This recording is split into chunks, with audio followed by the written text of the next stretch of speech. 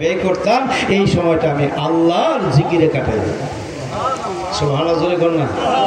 উনি অনেক বেশি ধৈর্য ছিল, কিন্তু আমার রাসূলের পাশে ধৈর্য আরও বেশি ছিল।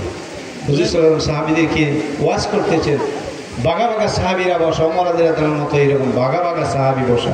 এমন সময় একটা ইহুদির সন্তান 7 বছরের বালক, 7 বছরের বালক একটা গামছা লইয়া আমার নবীজির গলা মোবারকে ফেল দিছে, আর দুই দিক দিয়ে টানে আর কয়, মুহাম্মদ আমার পাওনা দিয়ে দাও, মুহাম্মদ আমার পাওনা দিয়ে দাও।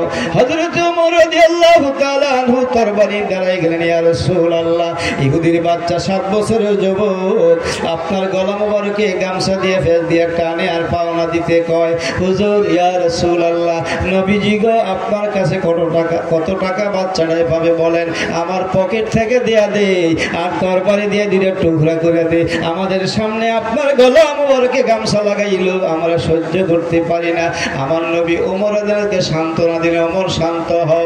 ওমরকে সান্ত্বনা দিয়ে নবীজি বলছেন, ও ইহুদির বাচ্চা, তুমি আমার কাছে কয় টাকা পাইবা যার কারণে আমার গলাতে গামছা লাগাইলা?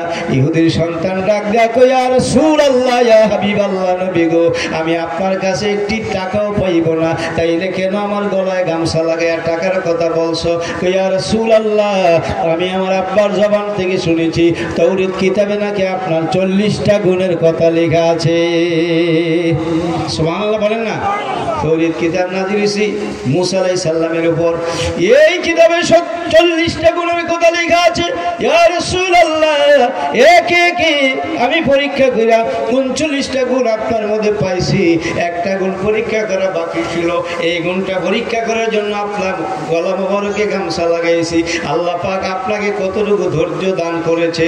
ইয়া রাসূলুল্লাহ, আপনি দুজাহানের বাদশা নবী রাহমাতুল লিল আলামিন, আপনার গলা মোবারকে গামছা লাগাইলাম, আপনি নবী একটু রাগ হইলেন না, এতে বোঝা গেল আল্লাহ তাআলা আপনাকে ধৈর্যের পাহাড় দান করেছে।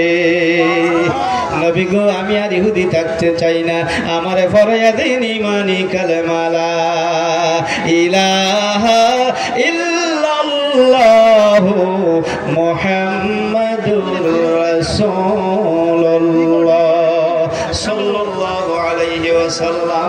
জোরে জোরে বলেন মারহাবা। তাইলে এই ধৈর্যের গুণটা আমার নবীর মধ্যে আছে না? আছে। আরেকটি নবীর আলোচনা